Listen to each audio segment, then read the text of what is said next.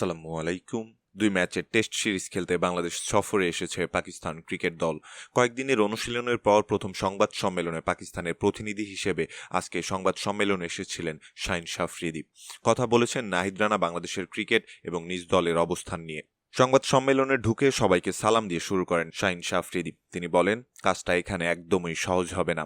পাকিস্তানের মাটিতে আমরা দক্ষিণ আফ্রিকার বিপক্ষে সিরিজ খেলেছিলাম, তবে সেটা বেশ আগে। যে কোনো দলই হোম কন্ডিশনে ভালো খেলে, বাংলাদেশও সেটার ব্যতিক্রম নয়। আমরা টেস্ট চ্যাম্পিয়নশিপ নিয়ে ভাবছি, কেবল একটি সিরিজ নিয়ে ভাবছি না। এছাড়াও এবারের সফরে বাংলাদেশকে হারাতে পারবে কিনা এমন প্রশ্নে তিনি বলেন, ২০২৪ সালে হেরেছিলাম। দেখুন, অতীতে কি হয়েছে সেটা নিয়ে আমি ভাবতে চাই না। আমাদের লক্ষ্য হচ্ছে কিভাবে বর্তমান এবং আগামীর জন্য নিজেদেরকে প্রস্তুত করতে পারি, কিভাবে আমরা চ্যাম্পিয়নশিপটা জিততে পারি। কেবল একটা সিরিজ নয়, দল হিসেবে আমাদের লক্ষ্য অনেক বড়, আমরা সেভাবেই এগোচ্ছি।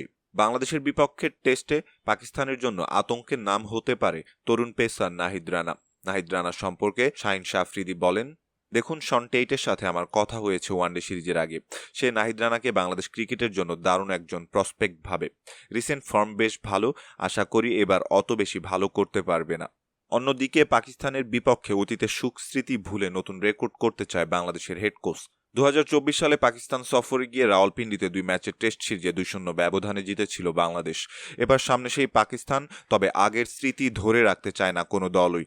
শাহীন আফ্রিদির মতো বাংলাদেশের প্রধান কোচ ফিল সিমন্সও চান না অতীত আঁকড়ে ধরে থাকতে। আগের ইতিহাস ভুলে নতুন ইতিহাস গড়তে চান সিমন্স। হোম কন্ডিশন কাজে লাগানো প্রসঙ্গে ফিল সিমন্স বলেন, জানি না হোম কন্ডিশন বলতে কি বোঝালেন। এখানে ভালো ক্রিকেট পিচে খেলবো আমরা।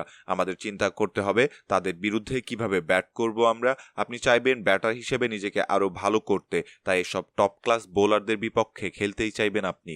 আমরা ব্যাটিং ইউনিট হিসেবে জানি তাদের বিরুদ্ধে আমাদের ব্যাট করতে হবে এবং লম্বা সময় ব্যাট করতে হবে। বড় রান পেতে হলে ভালো করতে হবে। মুশফিকুর রহিম মাত্রই খেলেছেন ১০০তম টেস্ট, এবার ১০১তম টেস্ট খেলতে মাঠে নামছেন তিনি। মুশফিকের ব্যাপারে সিমন্স বলেন, মুশফিককে এই অল্প সময়ে যতটুকু চিনেছি, প্রথম টেস্ট হোক, ৫০তম টেস্ট হোক কিংবা ১০০তম টেস্ট, মুশফিক নিজের প্রস্তুতি আগে যেভাবে নিত সে ঠিক সেভাবেই চালিয়ে যাবে।